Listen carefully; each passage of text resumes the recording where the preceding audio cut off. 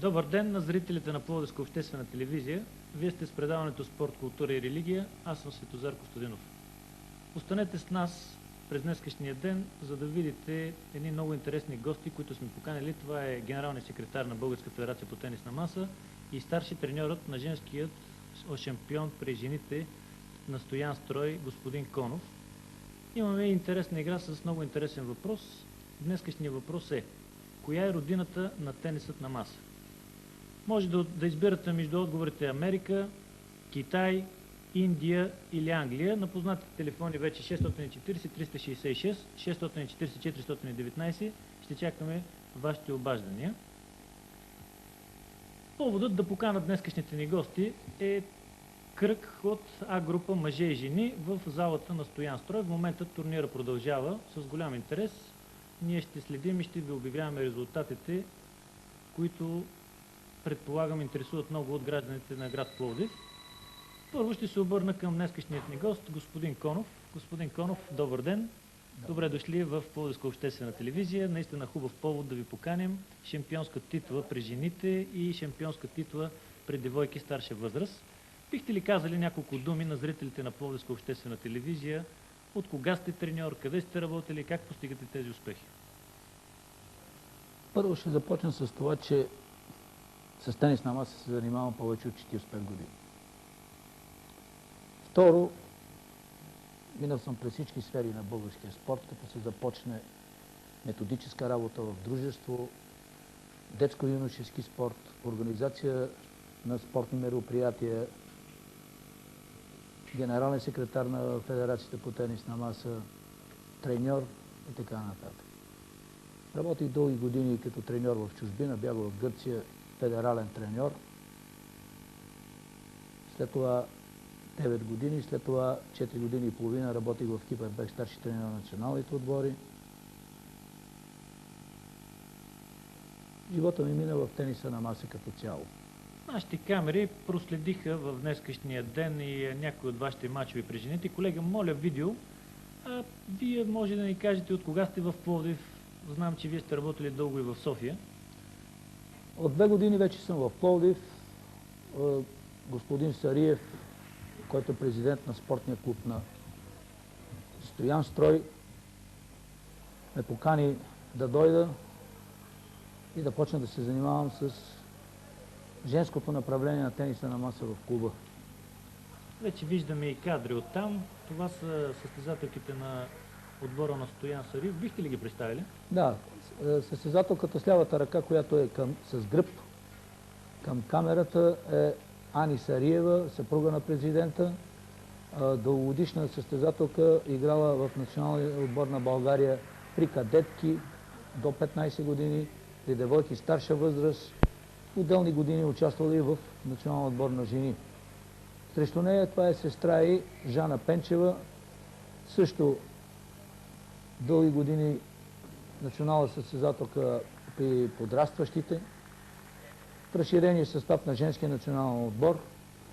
Ето и господин Сариев в дъното, нашите камери проследиха. Наистина радостно е за българския тенис на маса, че има хора, които помагат по този начин в тенисът на маса и така правят нашия спорт жив и помагат с каквото могат в трудностите. Това вече са кадри от матчът с кой точно играете тук? СКТМ, спортен клуб по тенис на маса Варна. С няколко думи може като коментар да се каже, че в началото на тази спортно-състезателна година ние изживяхме малко трудности поради заболявания на основните ни състезателки. В предишния кръг ние регистрирахме 4 загуби, но тогава Ани Сариева, която е първа ракета, капитан на отбора, беше тежко болна и бяхме принудени да използваме млади състезателки като резерва, които на този етап за първи път участваха при жените и естествено не можехме да очакваме някакви сериозни резултати от тях като резултат. Те трябва да се обиграват, да влизат. Те са девойки, които им е необходима опит и постепенно навлизане в по-трудния клас на жените. Ами, преди няколко дена вие се завърнахте от Холандия. Единственият български отбор взе участие за купата на Нанси Еванс, но зрителите на Пловдивска обществена телевизия ще е интересно да коментирате и вашето представяне там. Действително ние участвахме в първия кръг на Европейската купа Нанси Еванс, в която участват над 70 отбора от цяла Европа, които са разделени на групи, и в първия етап се играе на групи. Играхме в Холандия с отбора на Веста от Грунвалд и отбора на Финикъс от Пирея, Гърция. Първите два отбора от тази група продължаваха в следващия етап. Ние спечелихме срещу гъркините и след това последния матч с холандките се оказа без никакво значение, защото ние вече бяхме минали в следващия кръг.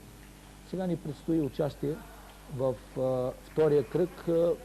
Паднахме се в доста тежка и много сериозна група с унгарския БСЦ, който е носител на тази купа един път, с отбора на Нижни Новгород от Русия, където се намира Руския олимпийски център по тенис на маса, и с един италиански отбор от Триес, който основна първа ракета е една китайка, която е играла и в националния отбор на Китай.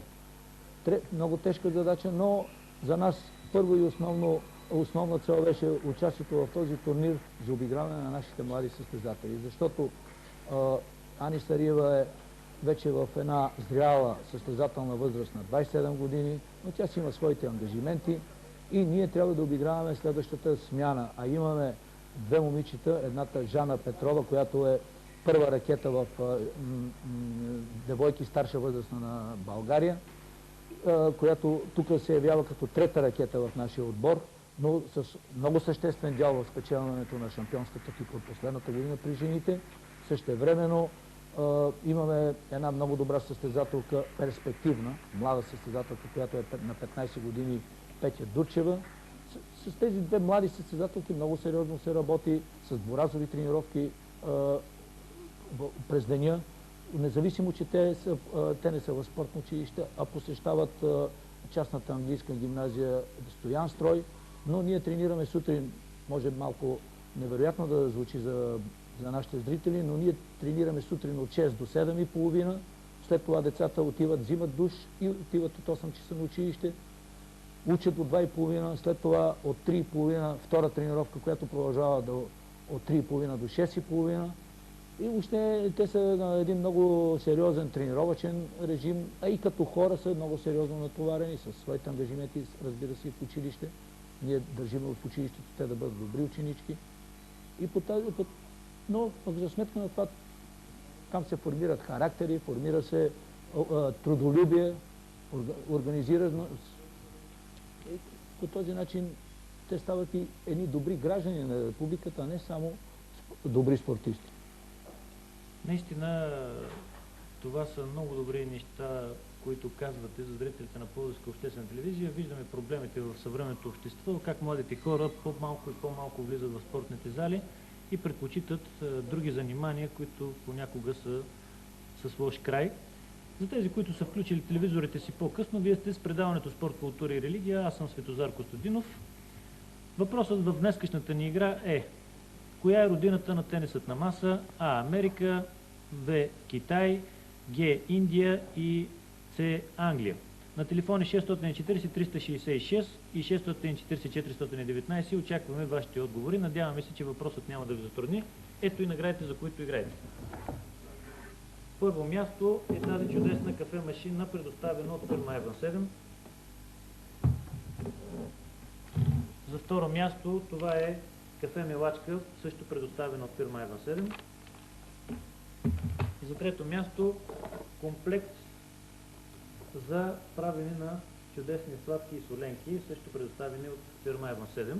Ние ще продължим предаването по-нататък и с другият ни гост, много ценен за нашето предаване и за нашия град. Това е генералният секретар по тенис на маса Михаил Фроловски. Господин Фроловски, много ми е приятно. Добре дошли в Пловдив. Добре. Бихте ли казали няколко думи за зрителите на Пловдивска обществена телевизия, за намеренията на федерацията, как ще развиваме тенисът на маса, докъде сме стигнали с мъжките национални отбори и женските? Първо искам да благодаря на вас и на домакините на втория турнир от първия кръг на Държавното отборно първенство за мъже и жени. Тук в Пловдив се събраха най-добрите 6 мъжки и 6 женски отбори. Домакините в лицето на спортен клуб Стоян Строй предоставиха своята база, отлични условия за игра и ние виждаме много оспорвани срещи, особено сега приключи срещата между спортен клуб Стоян Строй с Корабостроител 92 Варна. Това са двата най-силни отбора за миналата година. Много спорен матч, завършиха 3-2 с победа на Стоян Строй. Показаха една много добра игра. Ние имаме кадри от едно друго предаване и от един друг тенис. Това е в Италия, с един българин и неговата дъщеря Николета Стефано, която е с италиански паспорт. Вие добре познавате този състезател и тази състезателка. Бихте ли коментирали каква е разликата и какви са възможностите да достигнем тази състезателки? Колеги, моля видео. Бащата и треньор Стефан Стефанов е израснал пред нас. С господин Конов го помним от малък. Той беше много добър състезател, национален състезател на България. Отида да играе в Италия, започне треньорска работа и под негово ръководство дъщеря му Николета стана един много добър елитен европейски и световен състезател. Тя го доказа и със своите класирания. Ето това е Николета Стефанова. Първо място отборно на Европа жени в Курмайор. Също това е трето място индивидуалното, което е един голям успех. В Италия, за разлика от България, има централизирана подготовка, целогодишна, в определен център, който са в момента в Норчия. Се готвят всички талантливи състезатели, там учат, живеят и както на времето при нас също имаше такава централизираната подготовка в повечето спортове и в тениса на маса. За съжаление, в последните години това го няма и зато има и малък спад в нашите постижения. Но по този въпрос федерацията мисли съвместно с клубовете, особено имахме и разговор с господин Сариев, да провеждаме тук нашите лагери с господин Конов, който беше предложен за треньор на женския национален отбор. Очакваме неговия положителен отговор и да започнем това, което другите го правят от години. Ние го правихме, спряхме го, но да се надяваме, че ще продължим в правилната посока и ще има успехи. Това е в женската сфера. В мъжката сфера сме малко по-напред. Тази година натурализирахме един китаец. Няколко думи за представянето на световното първенство. Не сме по-напред. Жените не винаги са по-напред в класирането. На последното европейско първенство станаха 16 нашите жени, но пък в Доха на световното първенство в Катар ние привлекахме китайския състезател, който е един от световно известните състезатели китайски. Класира се втори на смесени двойки на световно първенство. Играе сега в момента в Бундеслигата, в един от най-реномирани клуб. И в Доха ние станахме световни шампиони в трета група, без загубен матч. Надяваме се с негова помощ, нашите млади състезатели и по-рутинирите като Кисов, Тодор Кисов, който е израснал в Пловдивската школа, сега играе в Турция, и Парапанов, и другите млади състезатели, Грозданов, Попов и другите млади от Варна състезатели, съвместно с китаеца ще тръгнем напред. Мисля, че на следващото европейско, което е в Дания до година, и китайския състезател Цефенг и нашите състезатели ще постигнат по-добро класиране. Вие сте с предаването Спорт, култура и религия. След рекламите ще продължим разговора с нашите гости. Колеги, моля, реклама.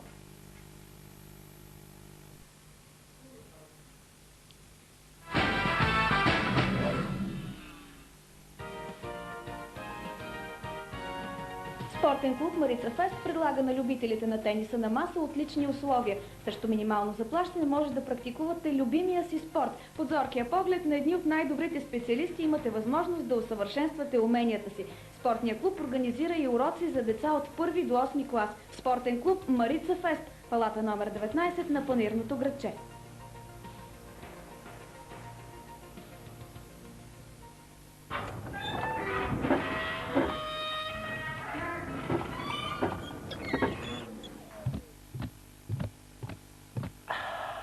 Такомак.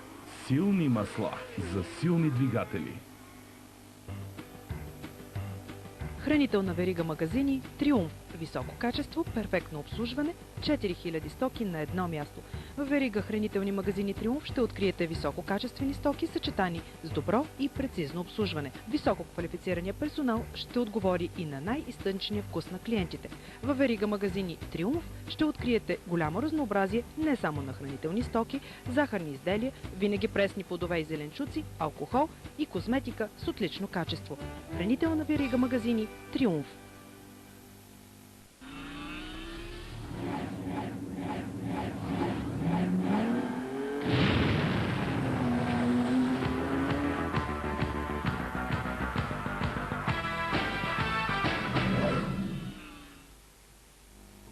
Вие сте с спорт, култура и религия. Аз съм Светозар Костадинов, а на гости съм и генералният секретар на Българска федерация по тенис на маса Михаил Фровошки и старши треньорът Найден Конов при жените на Стоян Строй. Имаме много интересна игра и много интересен въпрос. Той е: коя е родината на тенисът на маса? Америка, Китай, Индия или Англия? На телефони 640-366 и 640-419 очакваме вашите отговори, а вие играете за една чудесна кафе машина, предоставена от фирма Айван 7. Също една чудесна кафеварка, всъщност кафе мелачка, също предоставена от фирма Айван 7. И комплект за сладки и соленки, форми за сладки и соленки, предоставени от фирма Айван 7. Темата, за която си говорим, е днескашното първенство по тенис на маса в зала Стоян Строй. Поканени са 6 най-добри отбори при мъжете и жените и това са едни от най-големите капацитети на България. Бих помолил господин Найден Конов. Господин Конов, какво не ни достига, за да достигнем най-добрите в Европа и света? Моето скромно мнение е, че за да достигнем върховете на света, първо в Европа, разбира се, и след това в света, трябва да променим част от методиката. Да еднаквим методиката с най-напредналите страни в този спорт. В Европа първо, ще спомена няколко, като Швеция, като Германия, като бившата Югославия, сега Сърбия и Черна гора. Чешката школа също има много сериозни, и унгарската много сериозни методики. Просто ние работиме все още по устарели методи, все още част от нашите треньори не са в час, ако мога така да го нарека, с промените, които настъпиха в техниката след смяната на топката от 38 на 40 мм. Освен това, много сериозна промена имаше в правилника за броенето на точките. По-рано се играеше до 21 точки, сега се играе до 11, като по-рано се сменяше сервиса на всеки 5 сервирания, а сега на всеки 2, и това прави играта страшно динамична и същевременно изисква огромна концентрация от страна на състезателите, защото много бързо се променят събитията на масата. И поради тази причина първото и основното е да смениме част от методиката. Ние сме приготвили и част от финала, проведен в Атина, между една китайка и една корейка. Колеги, моля видео, нека да видим как играят китайците и корейците в този спорт при жените. Това е част от финала. Бихте ли коментирали тяхната техника, тяхната тактика на игра? С какво точно превъзхождат нашите жени? Възможно ли е да ги достигнем? Какво още ни достига на този етап? Първо и основно е играта с краката при азиаците е с огромна разлика, отколко играта с крака на състезателите от Европа и в частност и на нашите състезателки.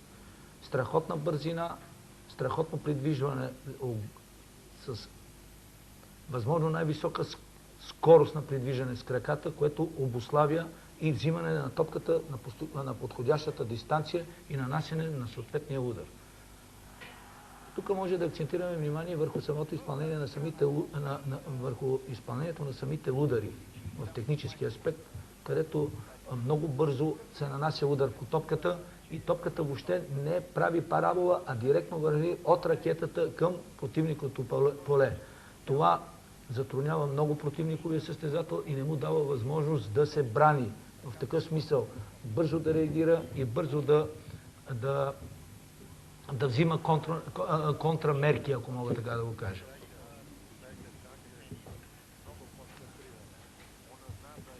Тази динамика, която ни показват двете състезателки, не губи ли от красотата и атракцията на тениса на маса? Сега вече Световната федерация, доколкото знам, иска да смени правилата, за да може тенисът на маса да бъде телевизионен спорт. Това, което се направи, вие казахте преди малко, топката от 38 мм стана на 40 мм, смених се и правилото за изпълнението на сервис. Наистина тенисът на маса по нищо не отстъпва по атракция на футбола, да речем, или тениса на корт. Виждаме залата в Атина е пълна.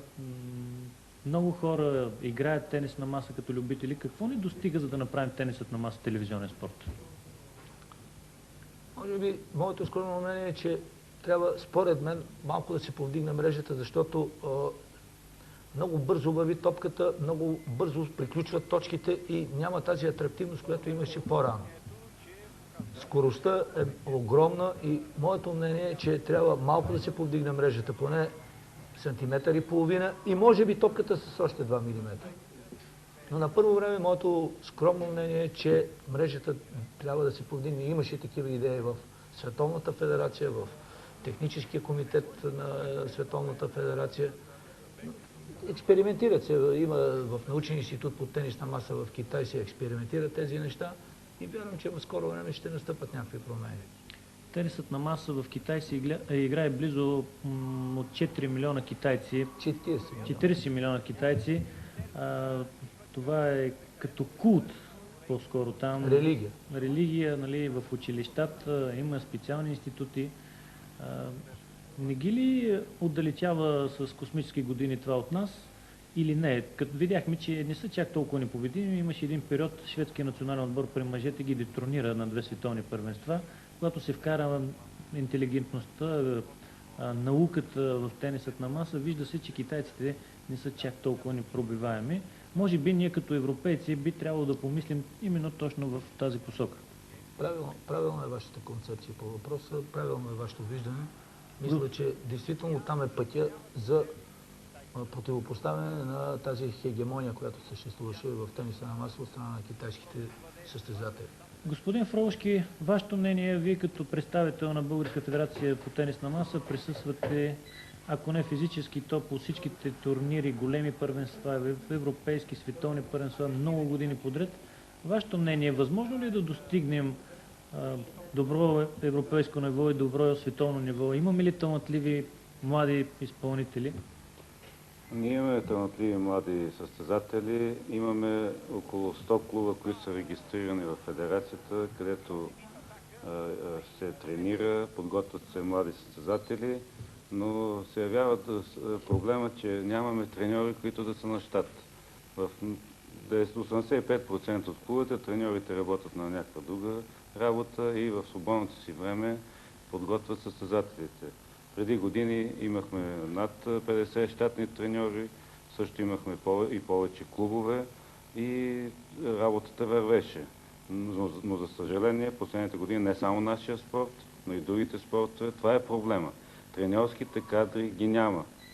Те или заминават в чужбина, или отиват да работят на друга работа. И това е големия проблем в момента на българския спорт. Да се осигури щатна работа на треньорите, не само по тенис на маса, и по другите спорта.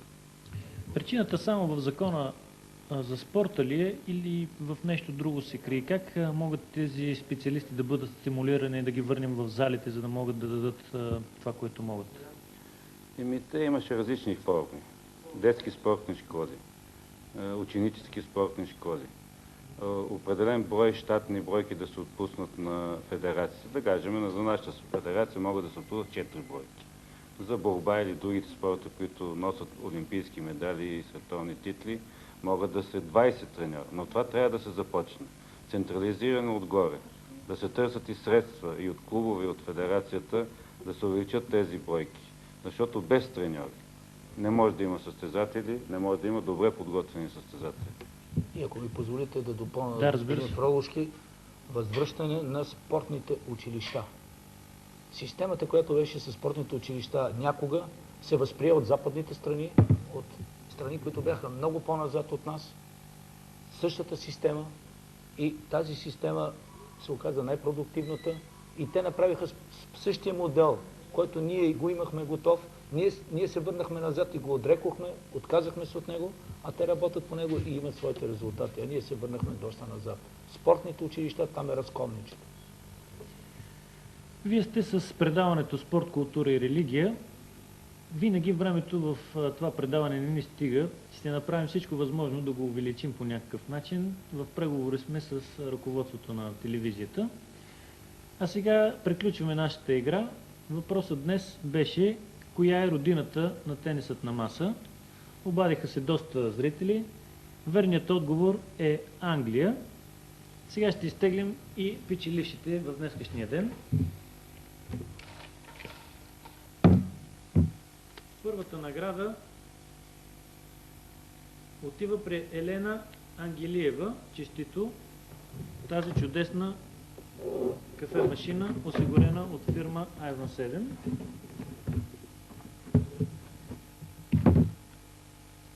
Втората награда отива при Иван Стойчев. Честито!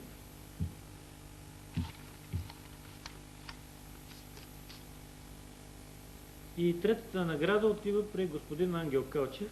Честито! Той ще прави тези форми, ще си прави сладки и соленки. Понеже времето много напредна, предаването е Спорт, култура и религия. Няколко заключителни думи към нашите господа. Нека първо господин Конов, към зрителите на Пловдивска обществена телевизия.